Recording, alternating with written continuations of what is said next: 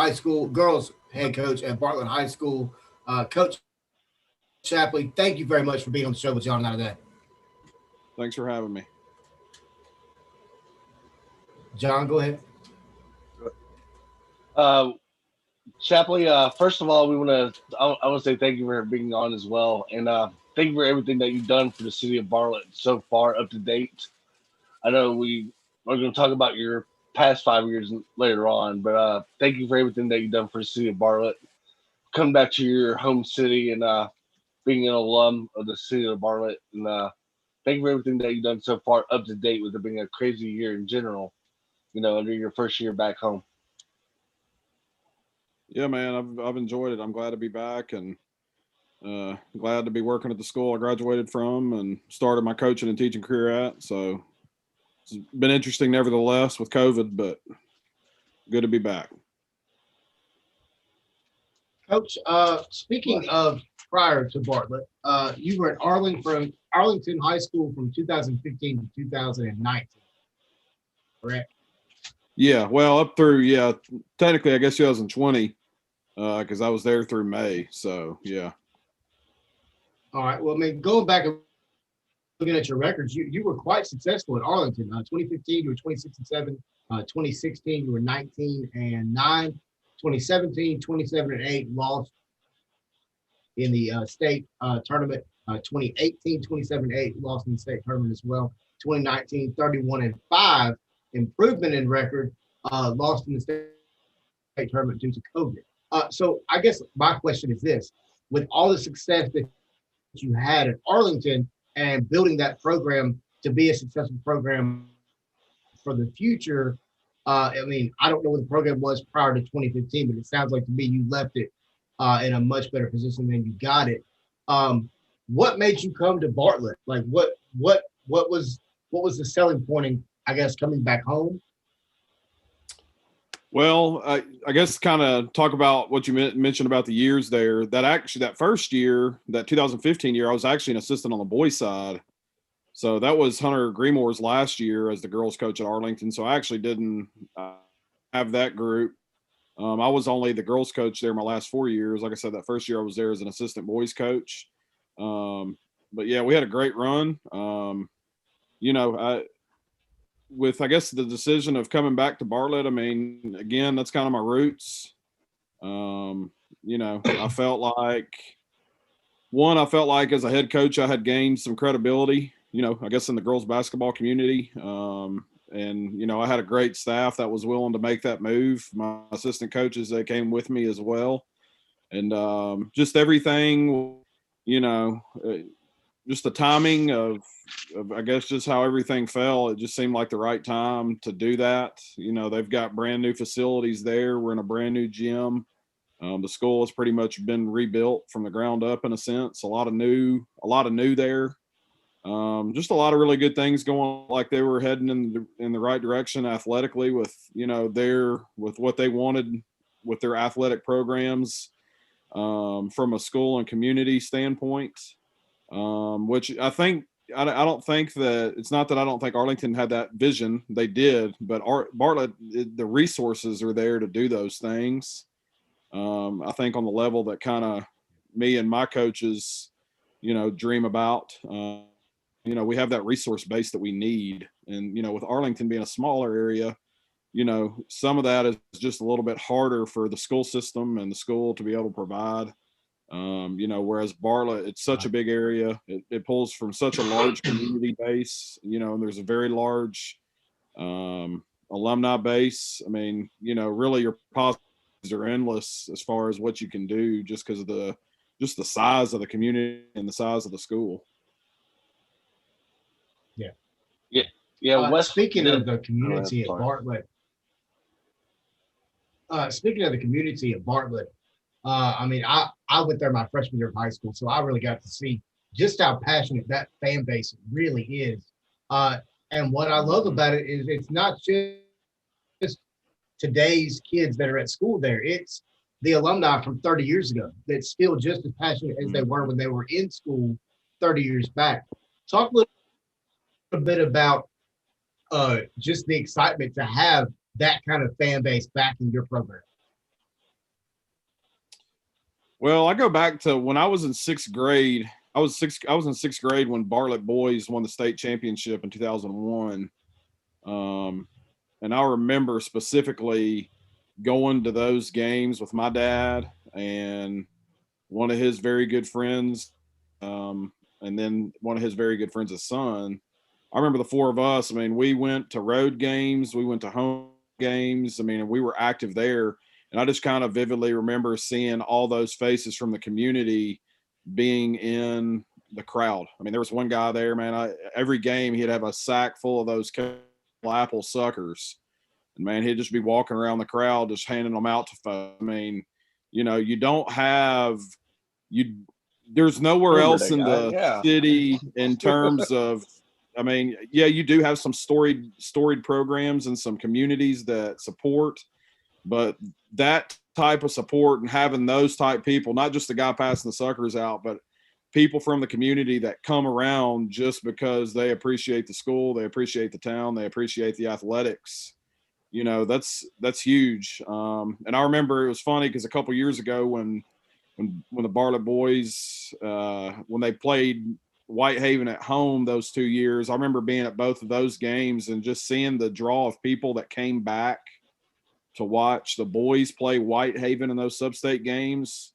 I mean, it really kind of was nostalgic in a sense of, that old school feeling of seeing all those old faces. And it really kind of did a good job rejuvenating the interest that the community has in the basketball program.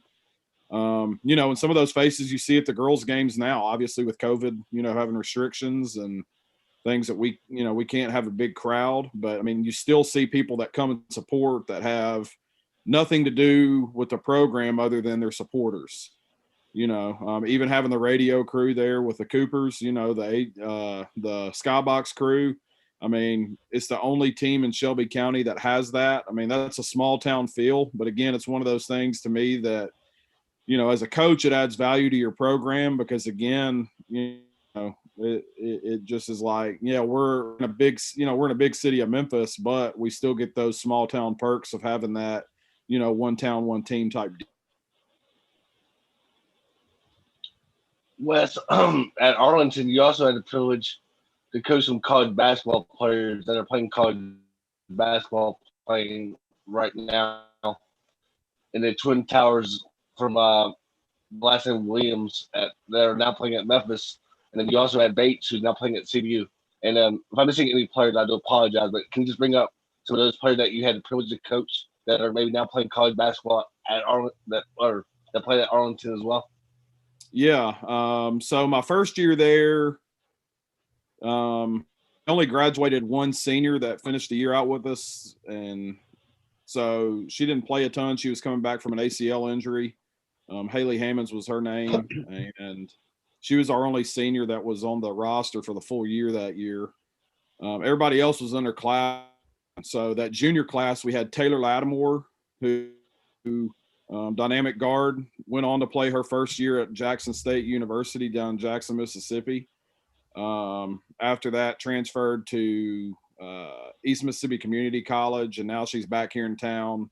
Was going to play at Lemoyne Owen this year, but with the COVID, just elected to kind of. She just had issues the last couple of years that have kind of brought her back this way. But again, I mean, she was a Division I. Also with that group, man, was my injury group because when I got there, all the kids were injured. And when I left, or when they all graduated, it seemed like they had all been injured again. So Taylor, again went to Jackson State, but had a fibula fracture her junior year. Then Trinity played. She was, I think, her freshman year. After she had an ACL tear her senior year. And then she ended up going to Mississippi Valley State as a student and walked on. She actually had 4 ACL tears. Tell you how good this kid is of a player. She tore her ACL 4 times in high school.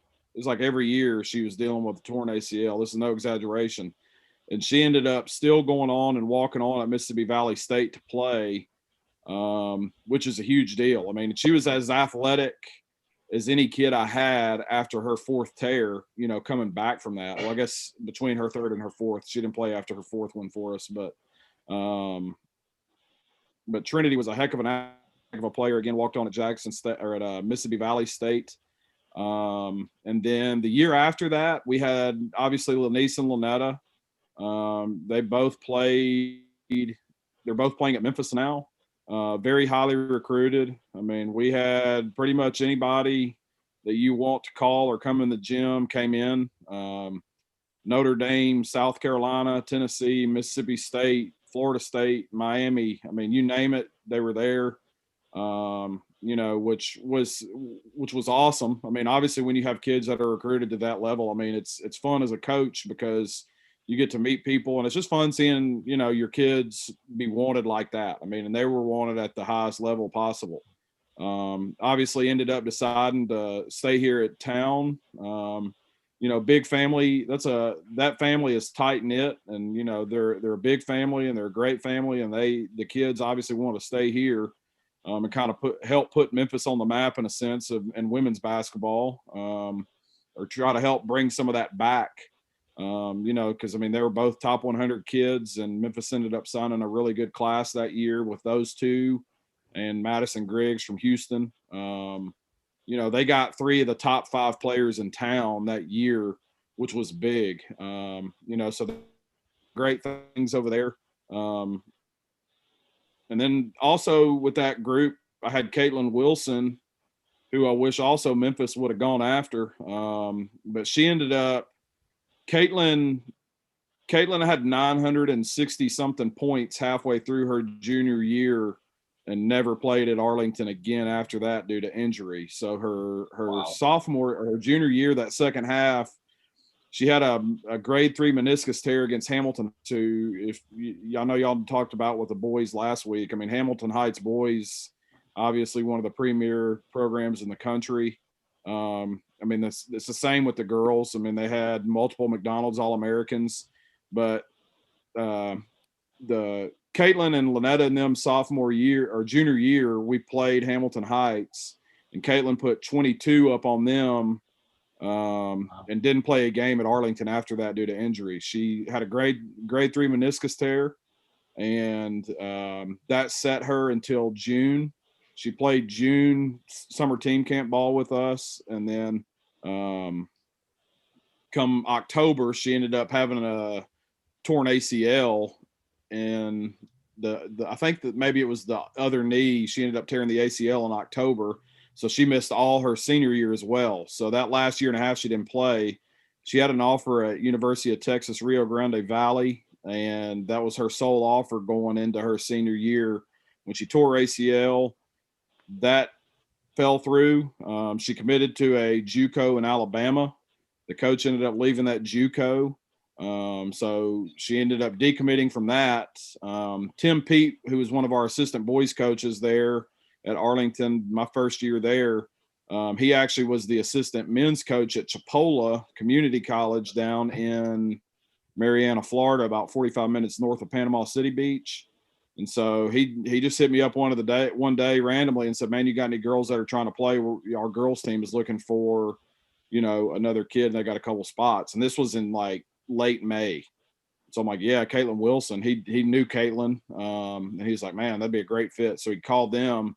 Well, now she's at Cincinnati playing. So she played 1 year at Chipola, put up 36 or 39 points her first game down there, hit 9 threes. I call her the best shooter in the city her senior year. I think people would fight and say Madison Griggs was that, but I've never seen a kid shoot the basketball the way Caitlin Wilson, has. I mean, hitting 9 threes in a game in JUCO and high level JUCO basketball, and any game is a lot, but I mean, she can flat shoot it, and she's at Cincinnati. So that year we had 3 kids. Then last year we sent Christina Nichols to St. Francis up in Pennsylvania. That's a Division I school. And so she's up there doing really well. We've got Nia Stewart, who's at University of Arkansas Fort Smith. That's a D2 program. She had several Division I offers.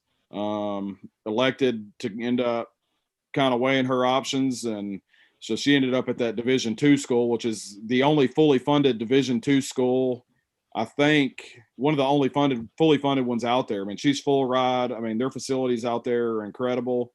They compete at a really high Division II level. In fact, she played yesterday and today, had 11 points yesterday, had 13 today. So she's really producing well for that program. Then we have Carly Bates, like you said, who was kind of the backbone and cornerstone of our team. She didn't have the wow factor that maybe some of the other kids had, but I mean, I tell you, when it comes to kids that could just put a team on her back and just carry them. I mean, I can't tell you how many times she hit big shots, big free throws, made big plays when it mattered to win us ball games, and not just any ball games, but high pressure games, win or lose or win or go home type games. And she's at CBU, obviously decided to stay here, so they picked up a great kid with her. So I mean, that group of kids, they were all together on the same team. Not including also the kids that are still there that are college level players that have offers, several Division I offers of kids that are still there. I think there's quite a few kids that are still there that were part of what we had going on, that all have offers. So, I mean, tons of talent on that team.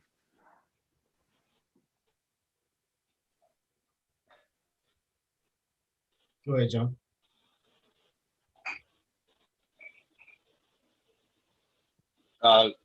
Shapley, also, this is your first year at your alma mater, Bartlett. I know y'all have had a up and down year so far, but can you talk about this year's program at Bartlett so far?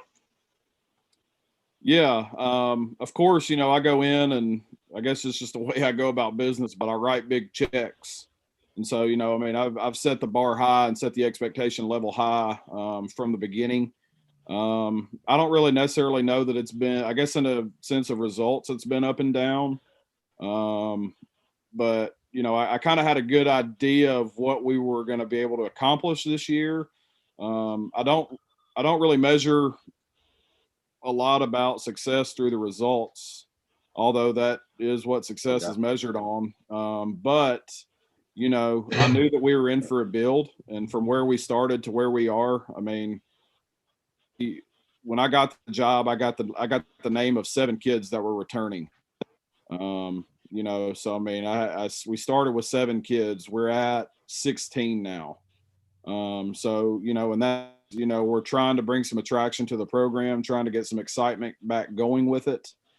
Just with the coaching changes the last couple of years. I mean, a lot of times when you have several coaching changes in a row like that, you just lose a lot of kids. You lose their interest, and kids end up going elsewhere. And so we've been able to kind of stabilize our roster in a sense of getting kids interested, getting kids out there.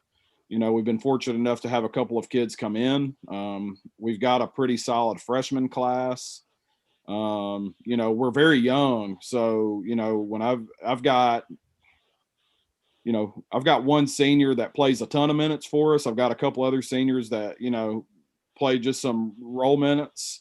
Everything else, though, the majority of our heavy weight is pulled by underclassmen. I've got a couple of juniors that play quite a bit, and then my guards. Guard play is a premium, and that's what wins you ball games, and that's what makes successful basketball teams is guard play. I say post play is a luxury to have if you got it, but you got to have good guard play to win games. And our guard play is really good. We're just really young and inexperienced. I've got a freshman and 3 sophomore guards that we play with. And so, all of those kids, they're getting tons of experience. They're getting tons of time. So, we haven't played the easiest of schedules. We've played some pretty good teams. We started off struggling quite a bit. We got drilled early on. But since then we've kind of learned some of the system and learned, some of the things we got to learn. And, with young guards, they're only going to get better, which means that our team's only going to get better. And I've got some really good young ones. So it's just a matter of time for things to click, I think, for them, to where, again, that result follows what we're doing every day in practice and what we're trying to push with our kids. Coach, this would be my last question. I know Bartlett has been, my fault. just speaking of scheduling, I'm really interested with everything going on with COVID. Do you, I mean, do you try to make it kind of top heavy, if that makes any sense? I mean, do you try to kind of load up the beginning, or do you spread it out and kind of just hope that you're going to It make really it that does. far? Like you mean in terms of like teams were or just the number of games? Both really. Yeah, I mean, we try to spread it out. I mean, I'm going to be a little bit more. I mean, at this point, I mean, I've still got to add a couple games because we've lost some due to COVID. I'll probably be very careful about scheduling stuff at the end because we want to make sure we've got enough days in there from the time that our last regular season game ends until the first postseason game. You know, hopefully we don't have to deal with any quarantine issues, but I mean, we want to have enough time in there in case we did. We obviously don't want to play our last regular season game and go into the tournament 2 days later and have to forfeit due to quarantine. So, you know, we've got some time built in there that we really won't mess with. But I mean, we've tried to pretty much spread everything. You know, if we can play a game, we're going to play it because you never know when you may get another one. You know, in terms of like the quality of opponents, I'll be honest, I've never been a fan of playing bad teams. And I don't mean that in a negative way, but you know, we want to play as good a teams as we possibly can. Some days this year, obviously, when I look at the results, I'm like, dang, why did we make our schedule as tough as it is early on with a new group and a young group? But at the same time, you know, we're playing for the postseason. Everything we do is to try to perform at the highest level possible in the postseason. You know, so we want to obviously make our schedule, you know, tough enough to where we're going to be prepared for our league games. I mean, we're obviously in the league with Arlington, so you know they've still got a really good team out there, and so we've got to find a way. How can we prepare ourselves all season long to be able to perform, you know, in those league games when it comes time? Because you know, obviously, we want to win. You know, so our goal is prepare for postseason play. That's where we want to be our best.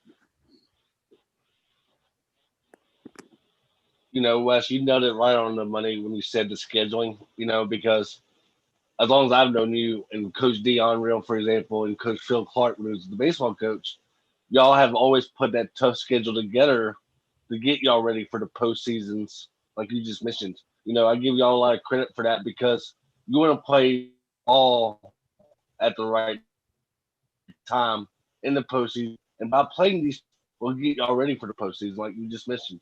So I give you a lot of credit for that as well. But I want to talk about your playing days at Bartlett High School, for example. Now, can you talk about your Bartlett High School basketball career a little bit? Yeah. So here's one thing I will brag a little bit on scheduling toughness before I talk about my playing career, which is irrelevant.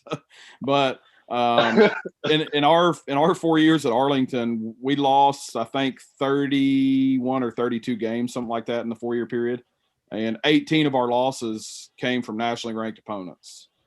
So you know, scheduling toughness it pays off and it's fun. I mean, it's fun to go play some of the teams that are listed on Max Preps, you know, top 25 and all that, and go to those tournaments and play those teams. And it preps your team. I mean, it's fun. So just kind of, I guess, a little bit of a bragging point there on our program. You know, out of 32 losses, 18 to Well, top 5 teams. That's pretty good. As far as my you playing also get days, that exposure as well on a national level. oh yeah, I mean, and that's how kids get seen. You know, that's how people become to know who kids are. It gives them that extra opportunity for exposure.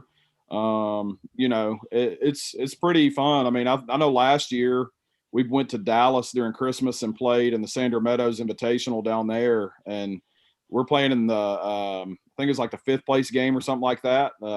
There's like 80 something coaches along the sidelines from big time programs all the way down to JUCOs. I mean, just the sideline loaded with coaches watching, you know, our team play in that game against Cedar Hill, Texas. And I mean, you just can't beat that. I mean, that's, you know, the experience that the kids get when they get to do that. I mean, that's a different level. So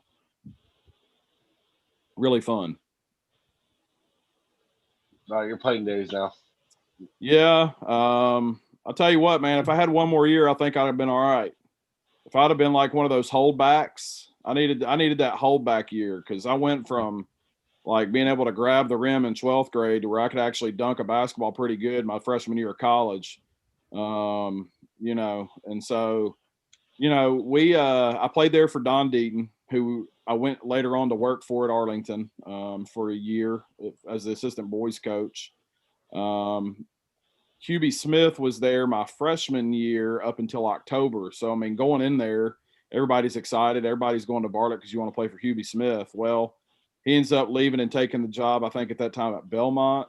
Coach Deaton gets that job at Bartlett. He was the assistant at the time, got the head job. You know, at that time, we didn't know Coach Deaton, you know, just old country boy. And so now I look back, man, I love him to death. And I probably wouldn't be where I am as a coach and just in my career without him. And I'm thankful for the opportunity to be able to play for him for 4 years and be under his leadership. But we had a solid team my freshman year. Played freshman in JV. That was the year Jason Herring was a senior that year, had a pretty good group. Was fortunate enough to be able to start playing a little bit of varsity basketball about midway through my sophomore year, or at least I was on the roster on the bench. Got to play in some blowouts and stuff like that. Again, had an okay team. We were, you know, a lot of my other sophomore classmates, you know, we were all fortunate enough to be able to get on that varsity team together. Then by the time my junior year, our varsity team was pretty much all juniors, and we were okay.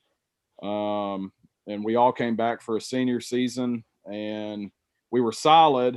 Started off the year really, really good, being led by Hans Brereton. And then we had a couple of juniors that played. Quentin Delaware and Stephen Albers were two juniors that played for us quite a bit. And they ended up getting in a car wreck right after Christmas, pretty bad car wreck that flipped off the interstate. And Quentin ended up breaking his neck. Stephen was out with season-ending injuries as well. So that kind of hurt our team as a whole because, again, you talk about a primary ball handler and guard, you know, and then Stephen, again, a good role guy that came in and played good minutes for us. You talk about taking those two guys away. We just kind of ended up struggling after that. But it was fun. You know, it's always fun to be able to say you played and, you know, have that Bartlett basketball pride, you know, because again, Bartlett basketball carries a pretty good name. And, you know, thankful for my time to be able to play there. Like I said, I wasn't the greatest guy, but I worked hard and, you know, I spent my time. Like I said, if I could have had one more year, I may have been okay, but you know, that ain't the way it works. So, You know, talking about your playing days again, for example, like, do you have like a favorite basketball game that you played in? Or I know the Bartlett Bolton rivalry, you know, is up there. yeah, man, those Bartlett Bolton days were crazy. I mean, you know, I hate that rivalry no longer exists. You know, the Arlington Bartlett, I know for kids nowadays is that, but I mean, still, it's nothing like that Bartlett Bolton days. I don't necessarily know that I had favorite games, but I mean, you know, heck, playing Brandon Wright.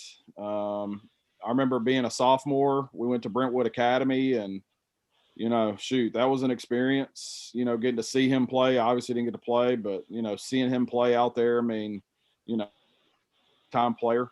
You know, I think my junior years when Raleigh Egypt and Craigmont came into the districts. I mean, you're talking about I played with a lot of Raleigh Egypt kids on the AAU circuit, so you know, I played with those guys. So those guys are my teammates half the year. You know, but then you're also talking about playing against the guys like Mo Miller, who's the boys coach out at Arlington now. You know, special high school player. See, at Craigmont at that time, Tarico White was there. You know, played at Ole Miss, played in the NBA.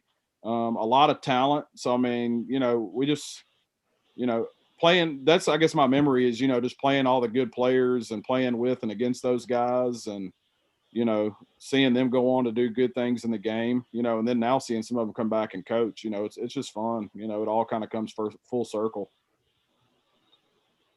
Can you tell maybe like a listener or two, or just maybe a lot of people, just how much people don't appreciate girls basketball in the Memphis region? Because there's a lot of great teams out there, like, you know, Houston, like you mentioned with Coach, God, what's his name, Ben Moore. Yeah, Ben Moore has turned that program like he has successful. From Wooddale boys to the Houston girls. He's talking about the city of Memphis girls basketball as a whole. How much has it improved over the years as well? Well, I'll say this. It took some pulling teeth for me to even jump to the girls' side and to take the Arlington job. Because I had no interest. I was one of those people that just really didn't have interest in the girls' basketball side of it. And the more I talked to people, that job was being, pitched to me like, hey, you need to take this job. And it's like, man, I just am not interested. And the more and more I talk to people, like, dude, you're crazy if you don't. And so yeah, I jumped on it. And now looking back, it's like, man, this is where I'm supposed to be. I know this is where I'm at. But through that, my appreciation for the great game has grown so much. On the boys' side, a lot of the game can be dictated by the physicality of the game, just the athleticism and the size, and just that can have so much weight on the outcome of a game. You can kind of take some of the tactic out. Now there is still some tactical advantage, obviously there, but if a team comes in that's loaded with height and athletes, if you can't match them, pound for pound for that, you're probably going to struggle most nights. On the girls' side, yes, you still have to have the talent, but the game is played below the rim on everybody's team. So the tactical advantages are there. You've got to really hone in on your coaching skills. Again, you can't rely a ton on just out athleting folks. Because again, the athleticism doesn't carry as much weight there. It still does some, but not as much. So you really have to do things right. You have to teach things right. For folks that may not be as interested in the girls' game, I'll say this, and this isn't necessarily to slight anybody, but if you really know what you're watching and you really want to watch good quality basketball, it's there for the girls. I've been watching downstairs college women all afternoon, and man, it's just some really good basketball. Good ball movement, good concepts, good idea. They play hard, they play together. They're tough. I'll be honest. I've coached some girls that are way tougher than a bunch of the guys that I've coached. And again, that's not a slight to either one, but man, girls are tough, man. And they can take a lot, and they can give a lot too. And just, if you really like the game, if you like the high flash dunk and all that stuff, like, yeah, okay, maybe girls basketball may not be your thing, but if you really like the game for what it is, from its organic substance, I guess, like, man, girls basketball is stellar. And if you can really find some good teams, the three ball is big in the game today. Girls basketball has always been big with the three ball. Again, you go into girls games, and girls tend to shoot. I've always said girls tend to shoot the ball really well in a catch and shoot scenario. And if you watch some really good high level girls basketball games, whether it be high school or college, man, the shooting, it's stellar. Being able to break defenses down and be able to get that, 2-on-1, or, those extra swing passes for those threes. It just, the shooting's at a high level in the girls' game. And again, it's just really good basketball. As far as the city goes, it's gotten better. I think our middle school classes are really strong in the city right now, from 6th to 8th grade, and even younger than that. This year, with Shelby County schools not playing, obviously it's down a little bit, just because, you talk about probably 60% or 70% of the girls that normally play aren't playing. So it's not as competitive, but again, it's just because you don't have the same number of teams, playing that you normally do. Well, Coach, thank you very much for being on with us this evening. Yep. And good luck to you at Bartlett High School. I'm really looking forward to getting you back on the show again later on this season to maybe get a little recap as to how the season has progressed. And I know with having Bartlett John on the show, we're going to have plenty of Bartlett love pretty much on a weekly. Can't get away from it, man. You can't get away from it. Dude, I've heard he doesn't want to get away from it. Trust me, he doesn't. I think what he is doing, he's actually using the show as a recruitment tool to recruit coaches. I think that's why he tried to have Connor Ferguson on from Arlington. No. And Connor started calling him Arlington John, and I thought the name was pretty well. Because Yeah, I, you when I was at commented on that. what's that? When I was I at think you Arlington, I mean, Jonathan was everywhere. on that I'm like, man, video. I need to get this guy in Said Arlington. you actually commented and said, I got some Arlington t-shirts. Yeah. I actually gave them all away, but man, you were a couple months away from having a whole like 50 something thing. No, you actually, yeah. Yeah, John. John doesn't. He doesn't go in bunches. He's gonna walk. He'll walk into a Bolton game and nothing but Bartlett gear and won't care at all. Hey, he's not. Hey, he's ride or die. I'll say that. He ain't worried about nobody. Absolutely. He is for sure. But Coach, thank you very much for being on the show. Well, Once again, this is the Four Sports Show. Thank you for everybody watching on Facebook, YouTube, and hang on one also second. listening. Wes, hang on one iHeartRadio. second, real Go quick. ahead, Wes, John. hang on. No, you're good. Go ahead. Hey, we got a question from a viewer, Wes. Shapley, Oh, go ahead. what college coaches do you? Well, we asked Dion the same question last week. What college coaches do you actually like to watch and get a little game plan for your high school girls?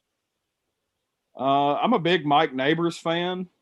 If he puts something out, I basically subscribe. You can call me a groupie or whatever if you want. He's very actually, Wes, you're an Arkansas guy, I think, right? You live there now? Yes, sir. Yes, sir. I mean, hey, man, Arkansas women's Yes, sir. I basketball. live in Crossett. Yeah, they the Arkansas women's basketball program's on the up and coming with Mike Neighbors.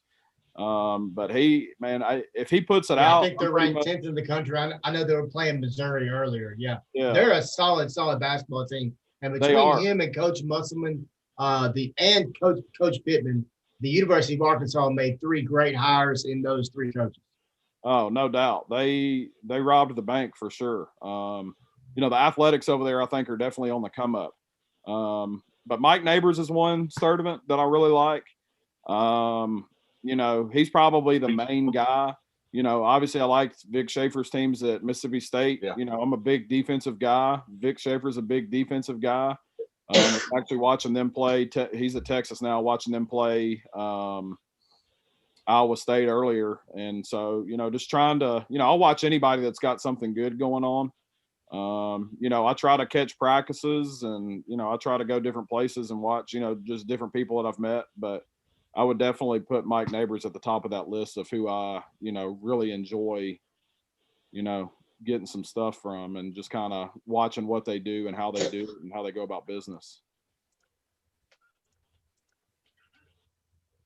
It's a great question. And I mean, yeah, Mike Neighbors is doing an amazing job at Arkansas. Oh, Coach Shapley, I don't.